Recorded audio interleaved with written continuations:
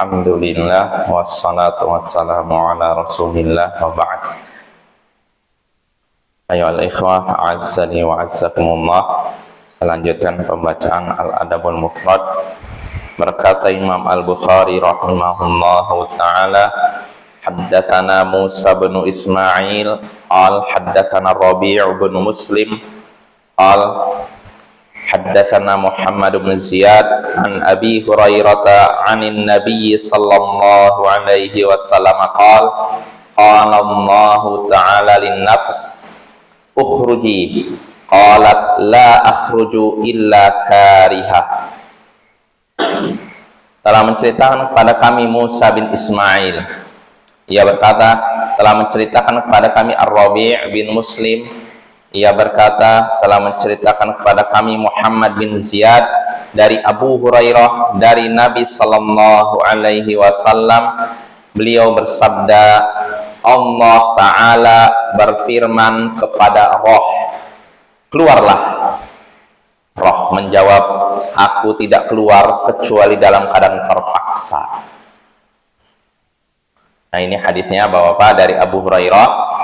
Nabi sallallahu alaihi wasallam bersabda, Allah Ta'ala berfirman kepada roh, berkata kepada roh, keluarlah engkau.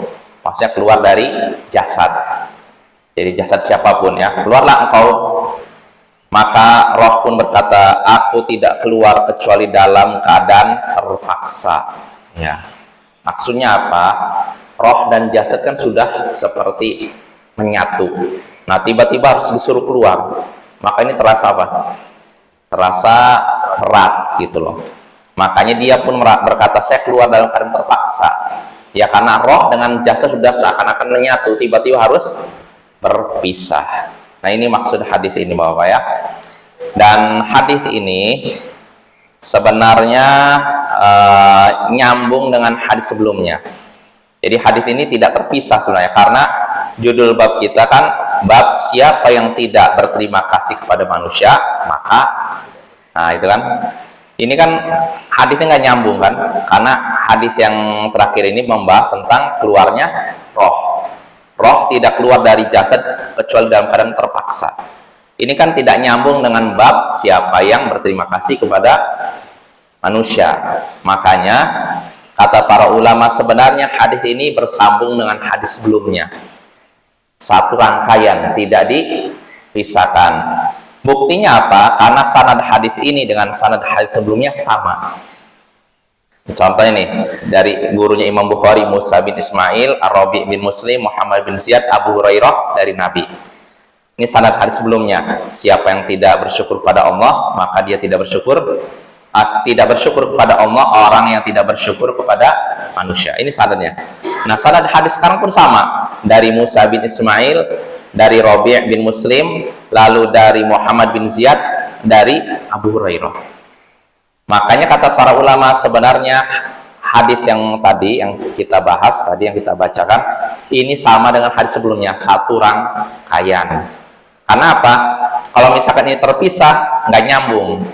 Karena judul babnya siapa yang tidak bersyukur kepada manusia, maka nah ini kan judulnya tentang tidak bersyukur kepada manusia.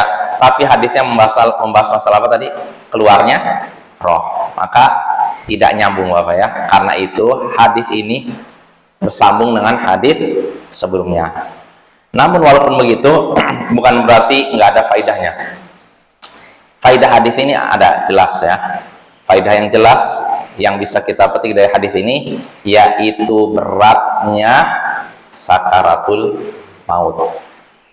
Beratnya waktu ketika roh lepas dari jasad. Sebab di sini roh sendiri berkata kepada Allah ketika disuruh keluar dari jasad, aku tidak keluar kecuali dalam keadaan terpaksa.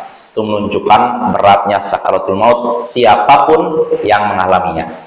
Tidak pandang bulu mau seorang yang soleh atau tidak, pasti merasakan beratnya sakaratul maut. Walaupun orang soleh ketika menghadapi sakaratul maut keadaannya lebih ringan dibandingkan orang yang tidak soleh, tapi semuanya merasakan beratnya sakaratul maut. Ya, mungkin itu saja.